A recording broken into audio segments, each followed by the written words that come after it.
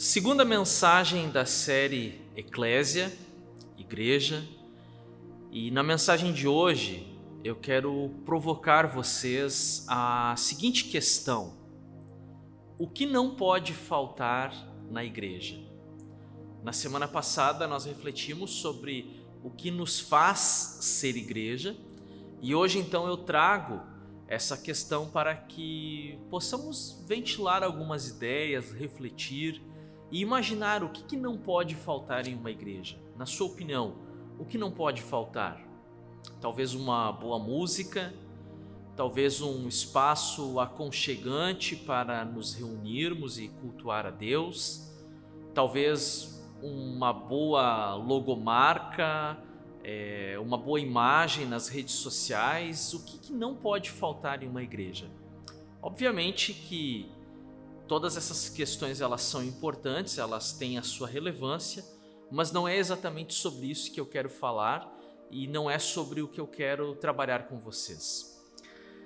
Nós poderíamos dar uma lista de coisas boas, essenciais para a vida da igreja, mas eu prefiro focar em um texto bíblico e aí então nós olharmos para essa porção das Escrituras Sagradas e tentarmos, com a ajuda de Deus, do próprio Espírito Santo, refletirmos sobre o significado daquelas palavras, daquele relato nas nossas vidas hoje. O texto que eu escolho para compartilhar com vocês então é no livro de Atos, Atos dos Apóstolos, no capítulo de número 2, o finalzinho do capítulo 2, versículo 42 até o 47, que é o último versículo então do capítulo. A palavra de Deus nos diz assim: eles se dedicavam ao ensino dos apóstolos e à comunhão, ao partir do pão e às orações. Todos estavam cheios de temor e muitas maravilhas e sinais eram feitos pelos apóstolos. Os que criam mantinham-se unidos e tinham tudo em comum. Vendendo suas propriedades e bem, distribuíam a cada um conforme a sua necessidade. Todos os dias continuavam a reunir-se no pátio do templo, partiam o pão em suas casas e juntos participavam das refeições com alegria e sinceridade de coração, louvando a Deus e tendo a simpatia de todo o povo. E o Senhor lhes acrescentava diariamente os que iam sendo salvos. Então essa é a leitura da palavra do Senhor hoje, para nós darmos continuidade a essa série de mensagens refletindo sobre a igreja, sobre a eclésia, sobre o que é a igreja, como ser e fazer igreja e, como falei no início então, o que não pode faltar na igreja. E aí, olhando para esse texto aqui, eu já convido vocês então a refletirem comigo sobre o primeiro ponto: o que não pode faltar na igreja. Em primeiro lugar, ensino. Uma igreja precisa ter ensino.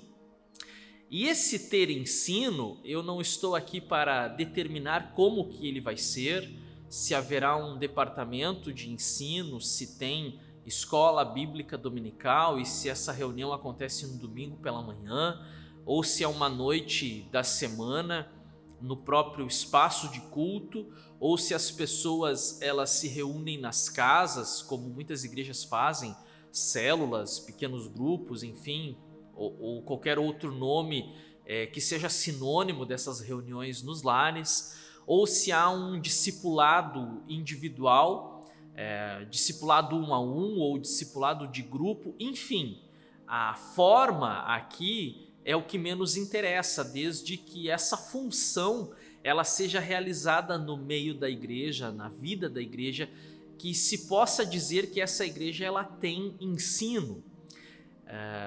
Quando nós abrimos a nossa Bíblia, especialmente no Novo Testamento, que é a base que nós encontramos para a formação da igreja, a gente percebe que a área do ensino, a didática, a pedagogia dos apóstolos, ela acompanha a vida e o desenvolvimento da igreja nos seus primeiros anos, no primeiro século da era cristã. As cartas do apóstolo Paulo fazem referências ao ensino na igreja. O próprio livro de Atos dos Apóstolos, que nós lemos um trecho, registrado por Lucas, o evangelista que escreveu também o Evangelho, ele mostra a importância do ensino e quanto os cristãos primitivos valorizavam o momento em que se abria as Sagradas Escrituras, não exatamente assim como nós fazemos hoje com a nossa Bíblia ou com os aplicativos que usamos, mas eram rolos dos manuscritos de trechos das Sagradas Escrituras. Nesse momento, o Novo Testamento ainda está em formação, o cânon, ou seja, o conjunto dos livros, como nós chamamos, ainda não estava definido, porém eles faziam o uso adequado do Antigo Testamento, dos livros de Moisés, dos profetas e outros escritos do Antigo Testamento, Salmos, por exemplo, e davam uma ênfase muito significativa, olhando, encontrando e expondo Cristo para os seus ouvintes. Então, a igreja primitiva ela é formada sobre esta plataforma. O ensino fazia parte da vida da igreja. Tanto que nós vamos encontrar em várias passagens o apóstolo Paulo também falando a respeito do dom de ensinar. Capítulo 12 de Romanos, você pode encontrar isso. Você encontra a respeito dos presbíteros que deveriam ensinar, fazer parte da função ministerial de um obreiro, o ensinar as Escrituras, o manusear a palavra de Deus, né? Como ele escreve também a Timóteo, e tantas outras referências, os mestres, como nós encontramos em Efésios 4, que Cristo, o próprio Cristo, presenteou a igreja com mestres para instruírem, para ensinarem a igreja. Então, o ensino, ele nunca deixou de fazer parte da vida da igreja. E esse texto que nós lemos, especialmente, ele fala que esses nossos primeiros irmãos, a igreja que agora nasce após o Pentecostes, se você acompanhou a mensagem da semana passada, você vai lembrar que eu falei a respeito dessa discussão, quando que a igreja passa a existir como igreja, e na minha opinião é a partir da descida do Espírito Santo, aquilo que Pedro explica às pessoas que estão à volta, dizendo que aquilo não é efeito do álcool, mas é o cumprimento de uma profecia de Joel, no Antigo Testamento, falando a respeito da descida e permanência do Espírito Santo na igreja. Outros comentaristas, inclusive, vão dizer que o próprio nome do livro deveria ser outro, e não Atos dos Apóstolos. E a sugestão desses comentaristas é que esse livro se chamasse Atos do Espírito, ou seja, do Espírito de Deus, porque do início ao fim do livro, a gente percebe direta e indiretamente o Espírito Santo agindo nesses homens, nessas pessoas comuns, porém dotados de uma vocação vinda de Deus, e que fizeram coisas extraordinárias no reino de Deus e em prol da igreja, quando motivados, incentivados por esse Espírito que é o Espírito de Deus. O Senhor Jesus gostava de chamar o Espírito Santo também de Espírito da verdade. Uma igreja que tem a atuação do Espírito Santo, e muitos gostam de usar isso, olha, a igreja aqui é cheia do Espírito Santo, e que bom, glórias a Deus por isso, mas uma das características desse Espírito é o Espírito da verdade. E onde há essa verdade, supostamente é porque a Bíblia está sendo aberta, está sendo ensinado ao povo. Agora olha comigo então o versículo 42, que interessante. Eles se dedicavam ao ensino dos apóstolos, né? Quem eram os apóstolos? Os apóstolos foram aqueles representantes escolhidos por Jesus para fazerem a transição de uma era para outra, do período da lei para a graça, do Antigo para o Novo Testamento. Hoje se discute se os apóstolos ainda existem, se um pastor pode ser apóstolo.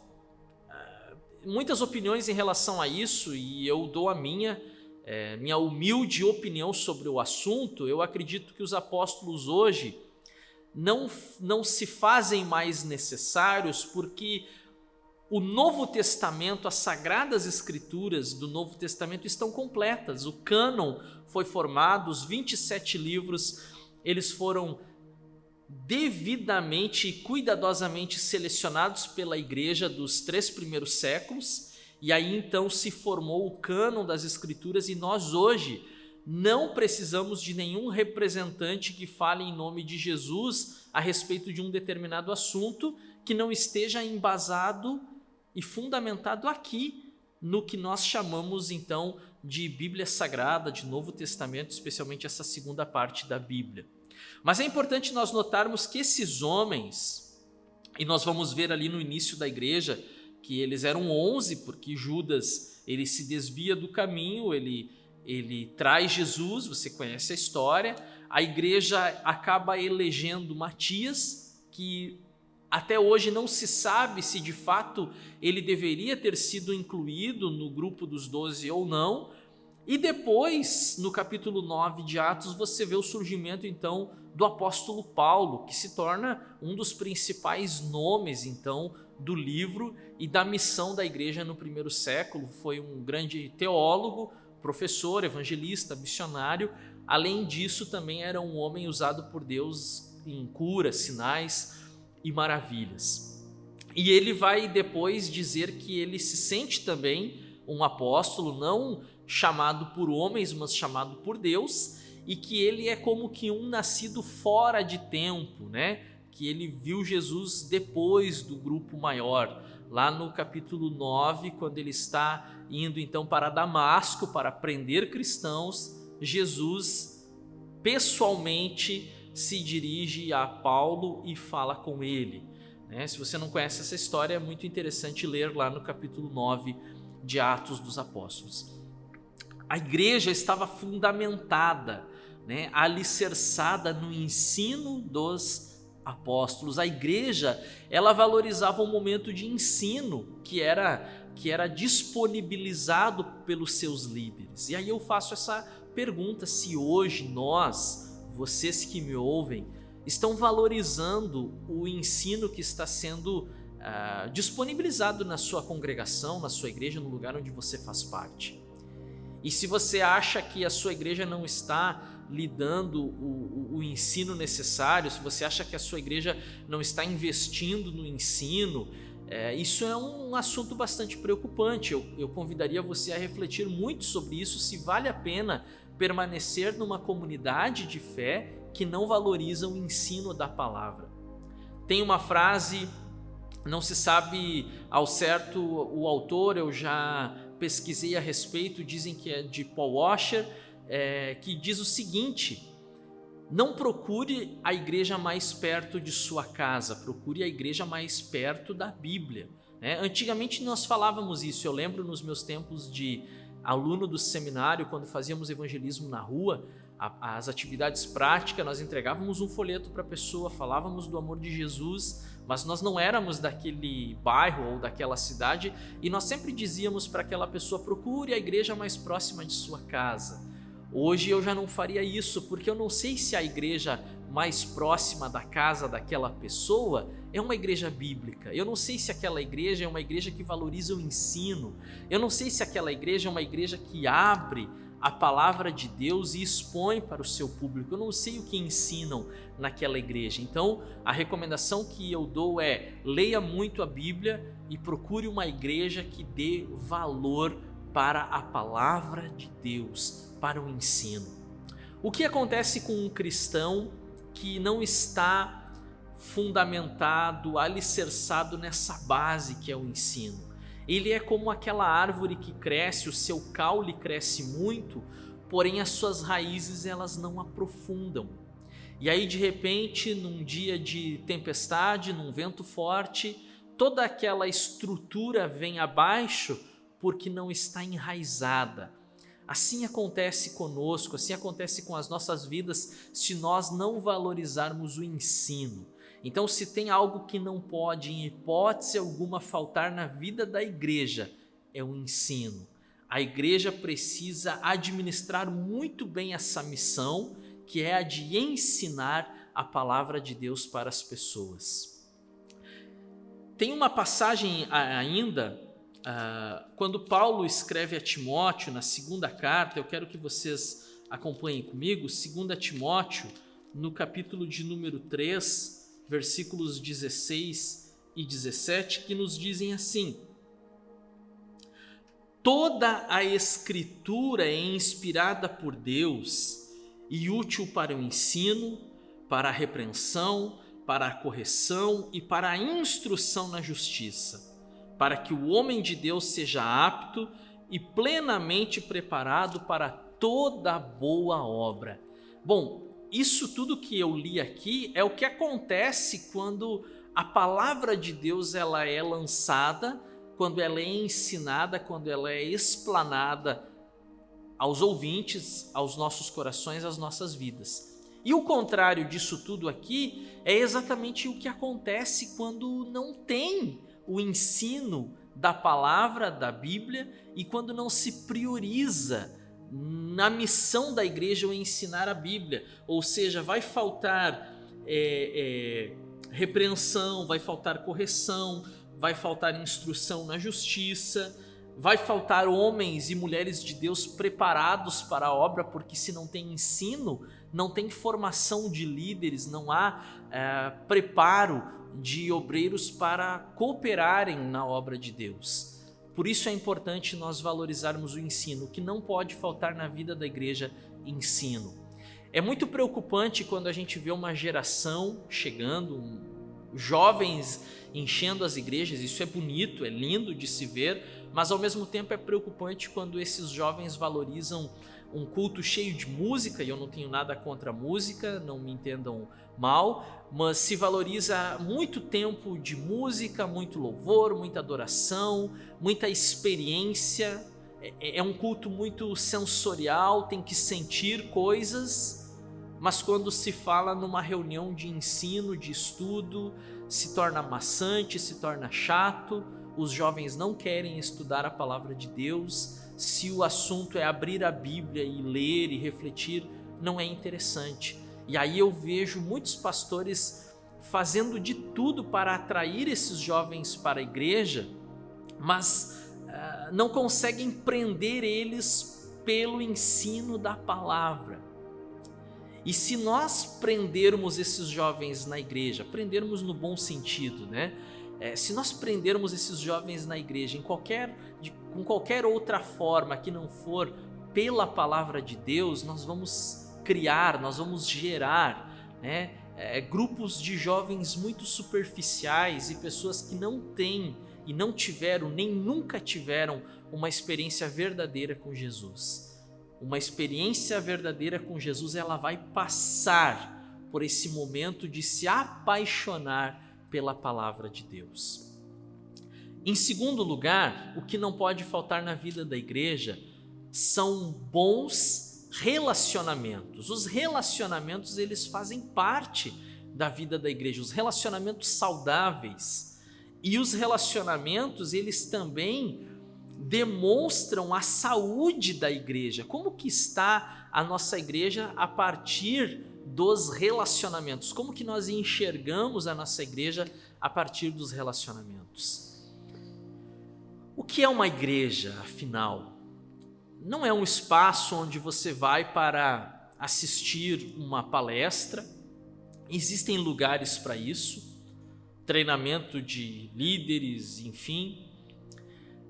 Não é um lugar onde você vai apreciar uma música boa, ainda que no meio evangélico existam tantos músicos talentosos, e que bom, coisa boa quando eles estão ali servindo a Deus, mas o que nos motiva a ir lá não são essas coisas, né?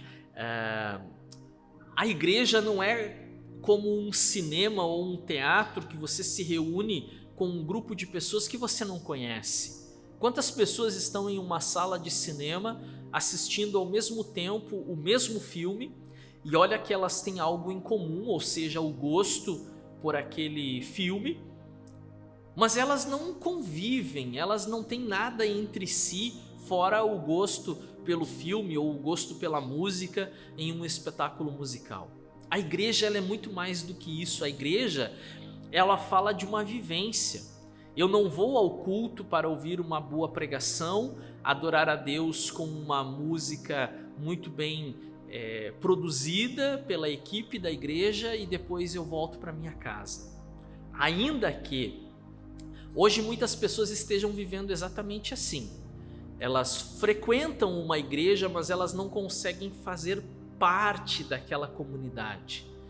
Tornou-se quase que uma moda. Eu não posso dizer em outros países porque eu só conheço o Brasil, mas no Brasil tornou-se quase que uma moda você a cada domingo escolher na internet qual igreja, qual denominação, qual congregação você vai participar. E as pessoas vão, elas são apaixonadas por Jesus, elas são tementes a Deus, e aí elas vão no domingo em uma igreja, no outro domingo na outra igreja, e no terceiro domingo numa terceira igreja, mas elas não enraizam em lugar nenhum, elas não fazem parte de lugar algum. E isso não é bom.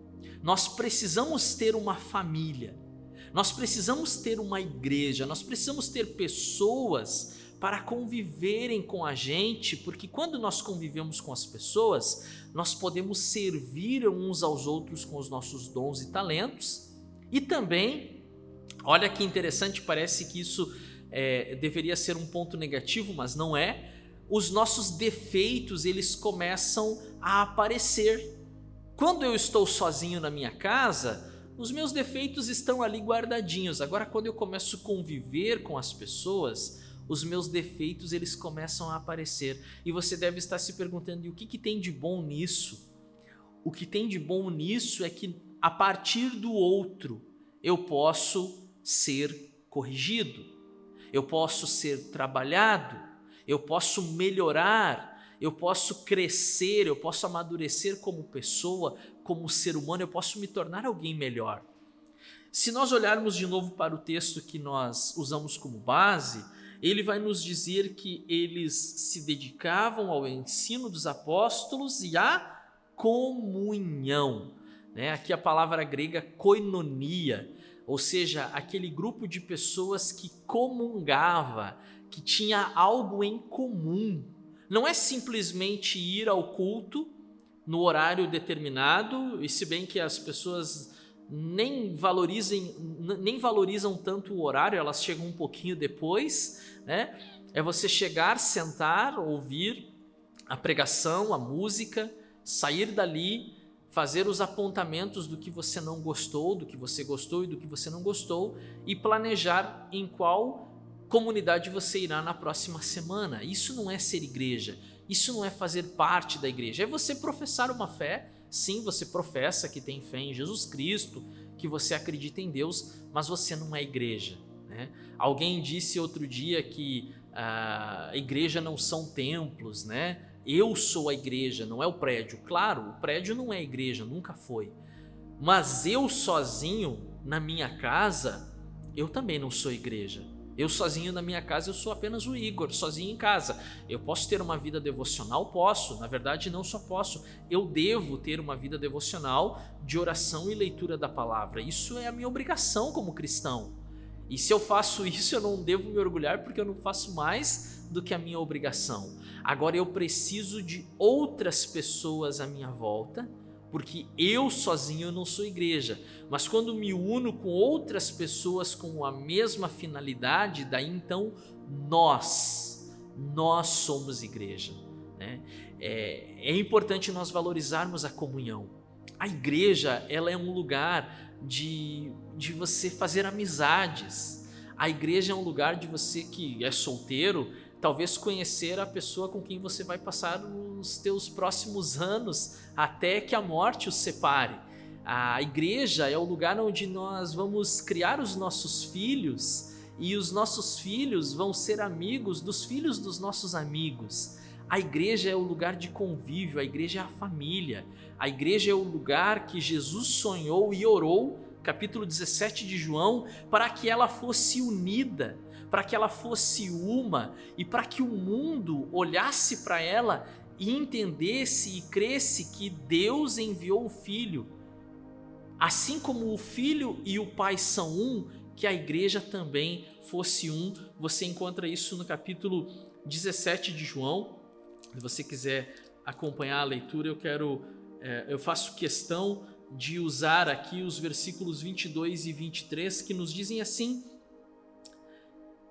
dei-lhes a glória que me deste, para que eles sejam um, assim como nós somos um, eu neles e tu em mim, que eles sejam levados à plena unidade, para que o mundo saiba que tu me enviaste e os amaste como igualmente me amaste. Esse é o projeto, esse é o plano, esse é o sonho de Deus para com a sua igreja, uma igreja unida, uma igreja que cuida uns dos outros. Olha que interessante, a igreja tem esse papel fundamental de cuidar uns dos outros. Nós nos cuidamos, e se não estamos fazendo isso, nós precisamos refletir sobre o ser igreja.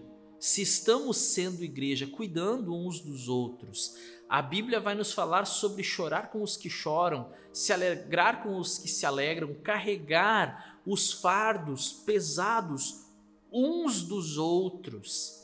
E no finalzinho da Epístola aos Gálatas, Paulo escreve que nós devemos fazer bem a todas as pessoas, mas especialmente aos da família da fé.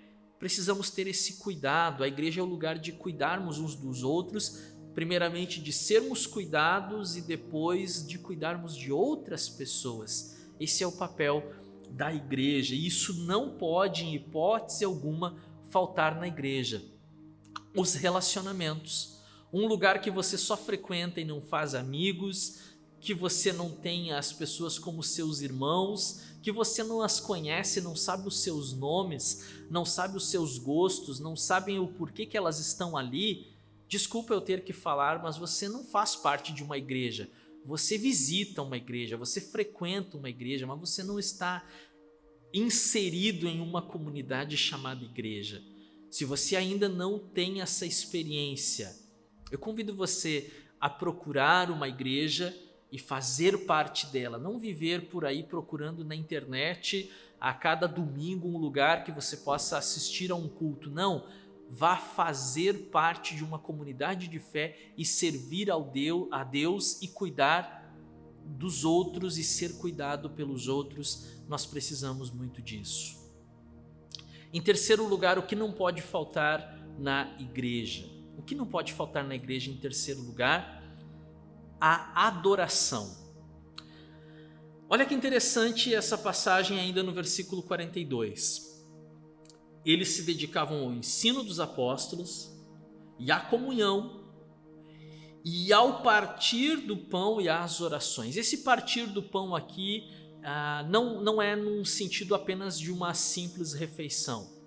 Aqui o sentido vai nos dar a ideia da ceia, do memorial, do sacrifício de Jesus. E isso é algo que nós fazemos em unidade, nós fazemos congregados uns aos outros, reunidos juntos, né? Tirados para fora, como nós falávamos na semana passada, e daí nós nos reunimos e ali nós partimos o pão como igreja, nós oramos, nós cantamos louvores a Deus, nós somos edificados pela palavra, nós prestamos a Deus um culto. Eu tenho falado frequentemente aos irmãos que me ouvem nas igrejas em São Leopoldo e Montenegro, está errada a ideia de ir à igreja assistir culto. Tem pessoas que dizem assim, domingo eu fui lá assistir o culto, estava muito bom. Não, você não deveria assistir ao culto, você deveria oferecer um culto a Deus. Você deveria apresentar a Deus a sua própria vida, como Paulo orienta aos Romanos no capítulo 12. Rogo-vos, pois, irmãos, que apresenteis os vossos corpos como um sacrifício vivo, santo e agradável. O culto do Antigo Testamento, ele era um culto onde as pessoas se achegavam a Deus com sacrifícios.